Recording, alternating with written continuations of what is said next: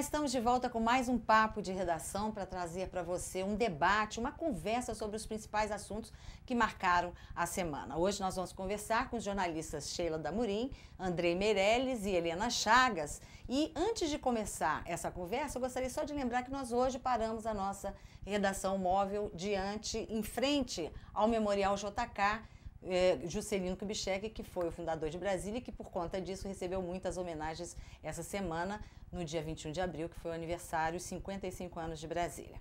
Mas, voltando aqui à nossa conversa, vamos começar, como a gente costuma fazer, pelo fim, né? Nessa sexta-feira, foi autorizada a extradição do Henrique Pizzolatto, ex-diretor do Banco do Brasil, que estava na Itália e que, enfim, agora vai voltar. Eu queria saber de vocês o seguinte: o que isso vai significar dentro de todo esse quadro que a gente está vivendo de escândalos, de prisões e de tudo isso? É a volta do mensalão, né? Começa por aí. Porque ele é um dos símbolos do mensalão. Ele estava fora, né? Fugiu. Agora ele voltando, primeiro ele vai pegar uma prisão fechada por muitos anos. Vai ficar muitos anos preso no Pizzolatto. E retoma todo o debate do mensalão, que já vai, pelo que a gente sabe aí, no andar da carruagem da Operação Lava Jato, o mensalão vai reaparecer. Tem aí uma nova fase que vem aí, que está todo mundo apostando que vai surpreender, porque vai fundo em relação ao PT. Parece que tem uma conexão, né? Mas, ao mesmo tempo que traz o mensalão de volta, né, pelo menos no plano simbólico, as pessoas lembram do mensalão, elas também lembram o seguinte: a diferença de quantias, não é? O que era o mensalão e o que é hoje o chamado petrolão, mensalão que era envolve troco. a Petrobras.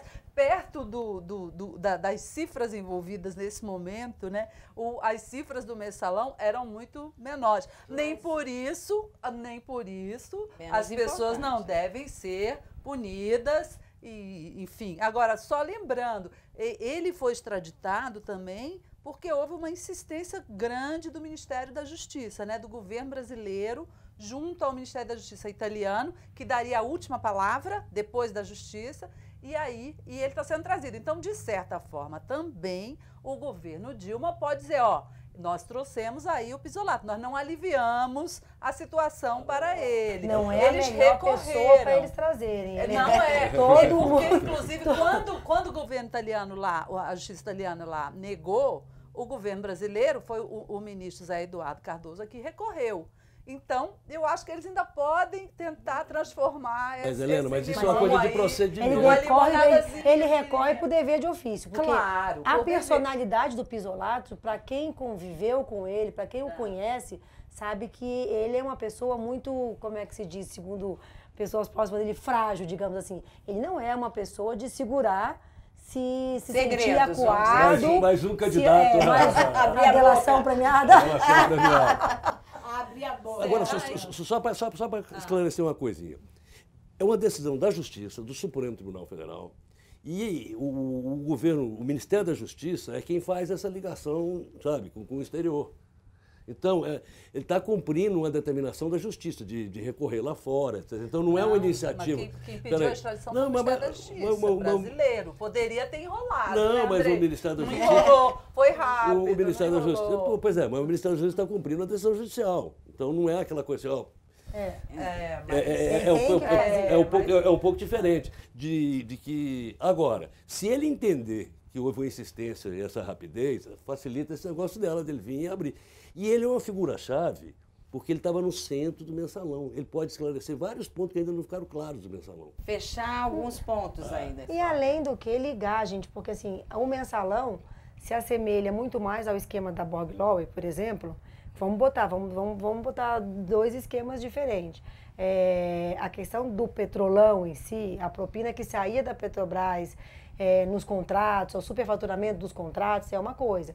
Mas você tem toda essa discussão de novo, de agências de publicidade sendo usadas para isso, que pega a Bob Lowe e relembra o mensalão. Então, assim, aproxima mais os dois escândalos. Quer dizer, são os pontos que faltam então, se conectar com o constrangimento para o PT. Inclusive, você vê, essa semana ocorreu um fato que foi a prisão da Marícia, cunhada do Vacari, ao que parece, por uma razão não fundamentada, não era ela a mulher que fazia depósitos bancários numa imagem, né? E o juiz, então, resolveu soltar, liberar, mas o mal ou bem, ocorreu um erro ali, a Marice ficou presa, mas ninguém abriu a boca Ninguém no PT para reclamou, defender a Marice, para reclamar.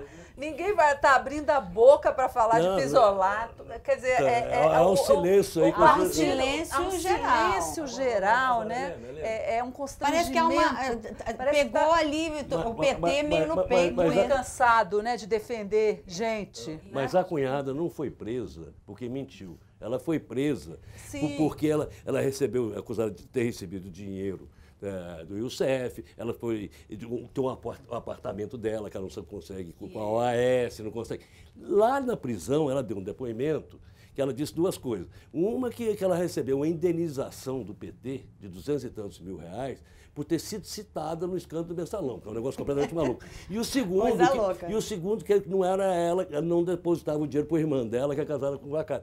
E aí, pelas imagens, achavam que são parecidíssimas, parecem até gêmeas. Né? Aí o Ministério Público errou. E o juiz foi lá e corrigiu. Não. Agora, o PT não está reagindo. Eu não estou defendendo a cunhada, não, Andrei. O que eu estou falando é que nesses casos... Bom, vamos deixar claro isso aqui. Não é isso, não. O que eu estou dizendo é que, às vezes, na justiça, você faz tudo certinho, certinho, certinho. Aí, se você erra numa coisinha, você fica vulnerável a uma crítica. Então, eu acho que o Sérgio Moro soltou... Não tenho certeza, vou soltar essa mulher...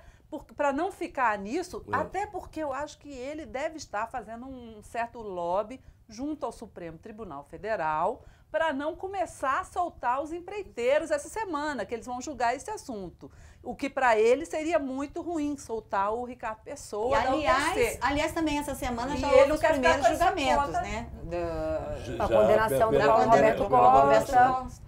Então, já aconteceram, quer dizer, a coisa tá andando lá, aqui no Supremo, como a gente já comentou aqui, tá meio parado. Tá meio parado. Por enquanto tá meio parado. Ninguém sabe por quê, muito bem, né? Uma história meio esquisitinha, meio estranha. Né, Andrei? Por quê? Agora, a Polícia Federal continua atuando, porque cada dia tem uma nova etapa dessa Operação Lava Jato.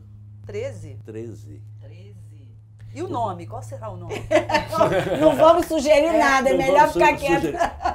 Ontem, na cidade, no Brasil, tanto no Congresso como tá todo mundo dando certo alguma prisão meio espetacular na semana que vem. Relativo ao 13. Então, deixa no ar isso aí. Agora, o PT deixou de reagir. Por exemplo, ontem foi depor lá o Augusto Mendonça, o presidente da CETAL. Ele confessou ter pago 100 milhões... Lá na CPI da Petrobras. Ele confessou ter pago 100 milhões de propina. E aí ele disse que conversou 10 a 12 vezes com o Vacari e entregou, comprou muito Vacari. Mostrou recibo. Só que antes o PT vinha, o PT reagia, questionava. O PT tá mal, o PT agora tá as pessoas falando, o PT tá... Não tá, cansou, tá sentindo assim, estão sem força, jogando a toalha. Né? Por falar em CPI, parece que eles estiveram lá no Paraná pedindo acesso a todo o material das investigações... nesta sexta, né? Nesta sexta. Pedindo esse material todo. Imagine a hora que isso for parar na mão dos políticos da CPI. Olha, vai ser um vazamento. Aliás, gente, às vezes esse negócio também é um pouco surreal. Vai um grupo de deputados para preparar a ida. Pois é. É uma coisa meio não é assim? Estranho. Eles foram lá para preparar a visita que vai acontecer agora no final do mês. No final, quer dizer, a única função dessa CPI, isso ela está fazendo é expor, né? É colocar tudo ao vivo em cores para o Brasil ver. Porque investigar mesmo, ela não está investigando. Eu nunca vi ninguém da CPI examinar um documento e chegar com uma conclusão a respeito de uma prova. Mas é que não chegou, gente. Agora, falar em CPI, estão voltando as outras que já foram derrubadas, né? Olha o que chegou ontem, lá na CPI. Na quinta-feira ontem. Chegou um material inédito do Senado. A CPI do Senado, aquela que não deu nada, ela acabou, mas ela tinha decidido a quebra de vários sigilos, inúmeras coisas. E esse material chegou, estava trancado no cofre até agora. E aí a CPI pedindo, o Senado meio com dificuldade de coisa, agora mandou tudo. Então eles estão examinando uma coisa que nem o Sérgio Moro tem. É outra coisa. Então pode acontecer coisas na próxima semana. Pode aparecer coisas novas, inclusive da própria CPI. Porque CPI é essa coisa, eu tenho o maior cuidado disso, né? Porque CPI, quantas vezes a gente diz, deu em nada, de repente, bum! Aí esses aí nada não, mas esses aí eu estou achando que eles estão muito atrás, né, da investigação verdadeira. Vamos ver isso aí. E a CPI tem sempre aquela coisa, né, do político, né, envolvendo, por mais que os caras digam que são investigadores, eles não são, eles são políticos. E cada um puxa a brasa para sua sardinha, cada um vaza o que lhe interessa do seu adversário político, né? Então a gente tem que tomar um certo cuidado. Porque, Helena, também tem uma coisa, gente. Com relação às outras CPIs, assim, é que a coisa é tão volumosa, assim, e pega organismos vivos, então vamos pegar. A Petrobras está aí. Os investidores estão em cima da Petrobras, a economia está em cima da Petrobras.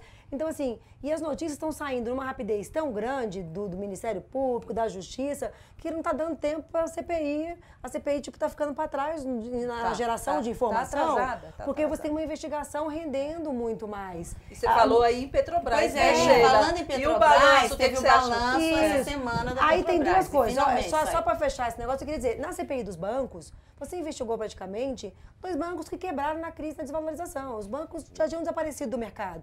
O efeito que tinha que se haver já ocorreu naquele momento. Durante as investigações para se apurar, eles não existiam. Investigou o passado, né? Você investigou praticamente o passado. Agora você está investigando o dia a dia, o presente. Por exemplo, essa semana foi muito engraçado, porque o balanço da Petrobras saiu no mesmo dia da condenação do Paulo Roberto Costa. Ok. Aí a Petrobras vai lá e diz, olha, foram 6 bilhões o prejuízo da propina, vamos dizer assim. E aí a gente tem aqui 44 bilhões, que é uma coisa que é um teste, aquelas coisas técnicas de economês, aí pegamos os ativos, fizemos o fluxo de caixa, trouxemos a valor presente, mas tem vários fatores. Quanto é da roubalheira? Ninguém quis precisar. O Fato Online tentou se debruçar em cima dos números e mostrou o seguinte, desses 44, mais de 30, pelo menos 31 bi, dizem respeito e têm alguma vinculação com a Operação Lava Jato. Por quê? Porque são ativos. Paulo Roberto Costa, uma das acusações é o quê? Ele superfaturou contratos, ele supervalorizou ativos para tirar a propina daí. E quais foram os ativos? Refinarias, né?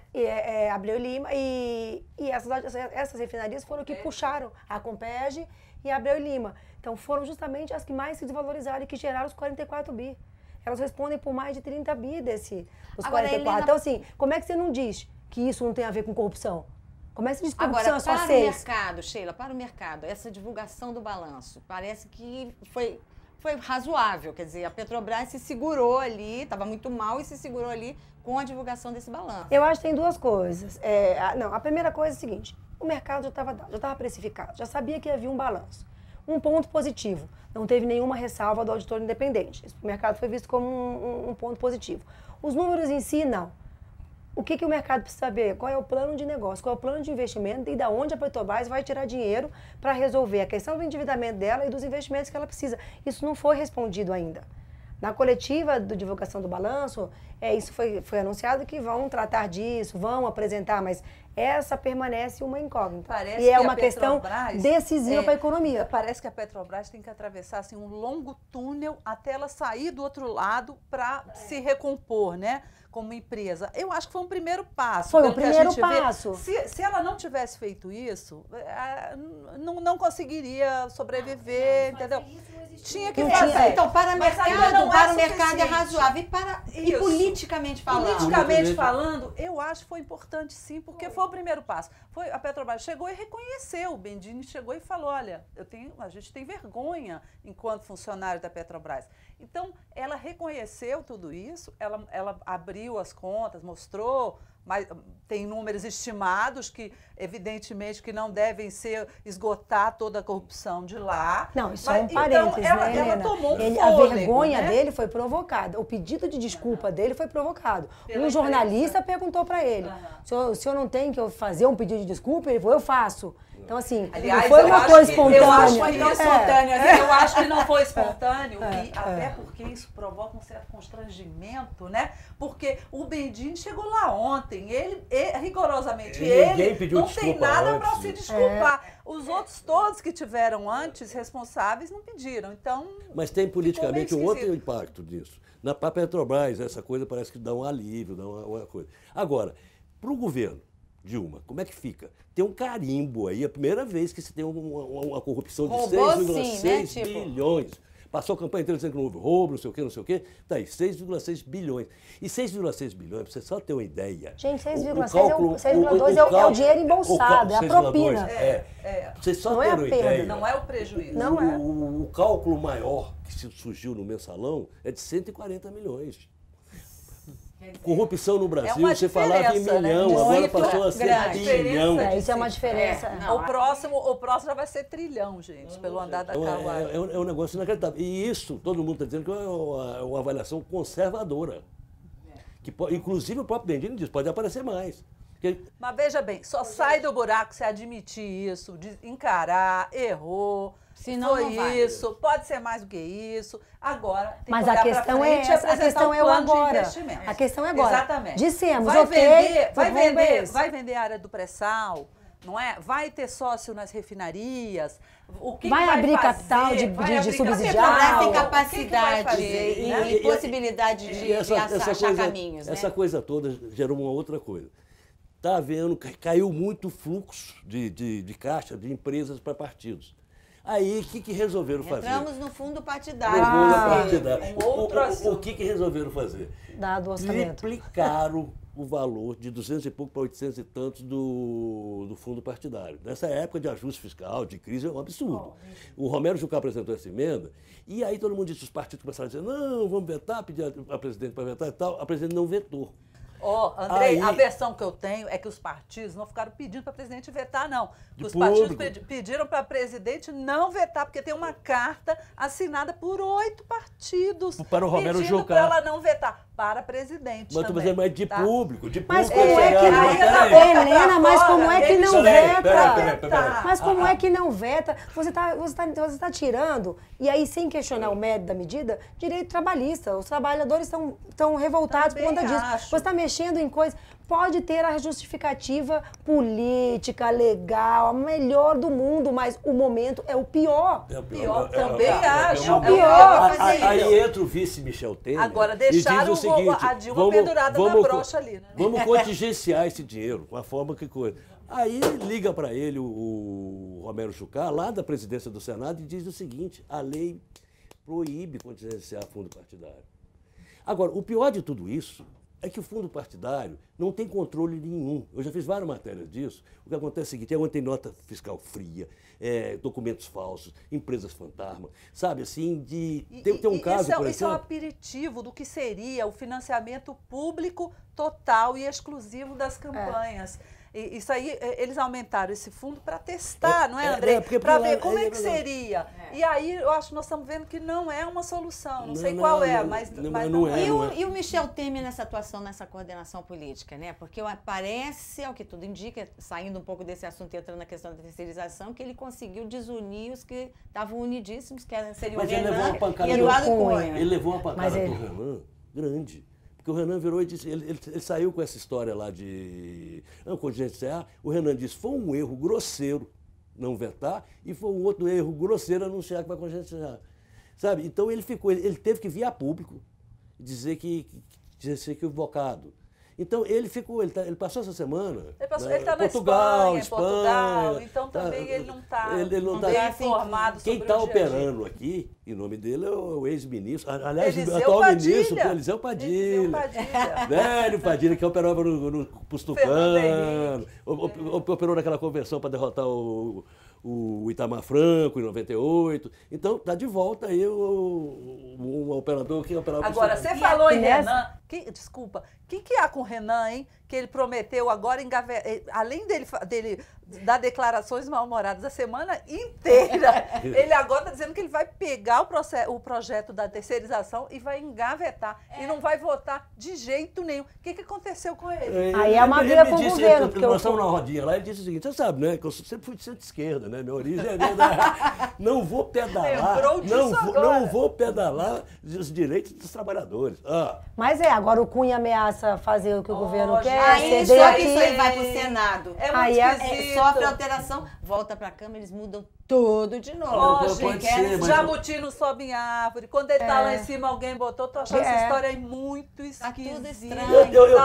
Eu tô achando que estranha. aquela turma que andou passeando lá pelo Congresso nas últimas semanas, né, os empresários, grandes empresários que andaram, vão ter que passear lá pelo Senado também, né? Ah, com certeza. Assim como os trabalhadores também vão fazer manifestação. Acho que é um projeto que interessa a sociedade e que está dividida e que todo mundo tem que participar. Quer dizer, Isso. quem imaginou E tem que estava encerrada a questão, insistir. Não. errou, né? Porque a Não. questão está apenas começando. Agora- Gente, e a coisa, assim, tá tão esquisita, como diz Helena, os jabutis estão assim, nos cantinhos tão estratégicos, que você vê, na semana passada, o ministro da Fazenda, que é então o articulador extraoficial do ajuste fiscal, estava em Washington participando de reunião, mas quem estava no Congresso, quem foi visto pelo Fato Online, reportagem nossa, o secretário do Tesouro. Então, nem quando participou do encontro do FMI em Washington, o Levi descuidou do ajuste fiscal da negociação aqui. Devia estar no WhatsApp. Devia estar, no Zap.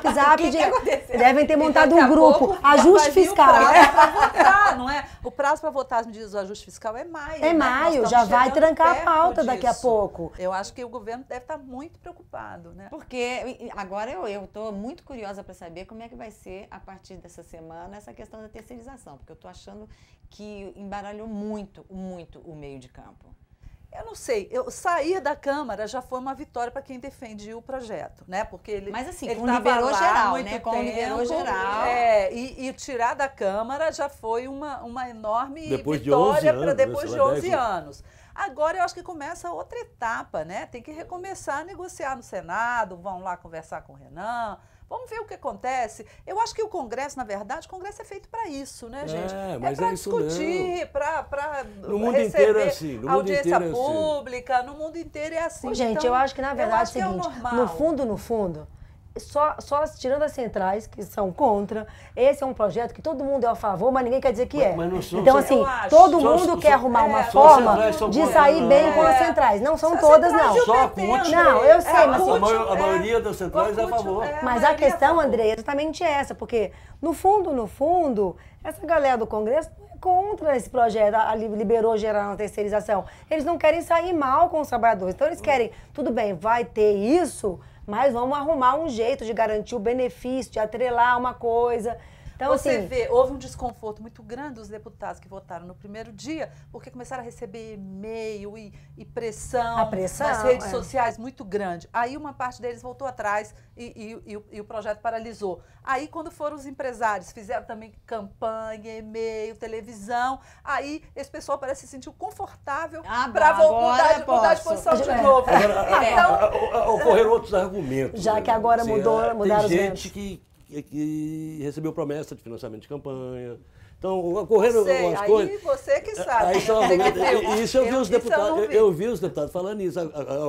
Como melhorou o ambiente. Gente. Quer dizer, essa semana que vem nós vamos acompanhar tudo isso, porque com esses novos personagens que entraram na discussão, que foram os empresários. Né? vai ter que lavar mais Entraram jato aí, com segundo o tudo. André. Mas isso a gente vai ficar para a próxima semana, que nós estaremos aqui no Fato Online acompanhando todos os fatos, e você não saia, fique aqui com a gente. Até o próximo Papo de Redação semana que vem.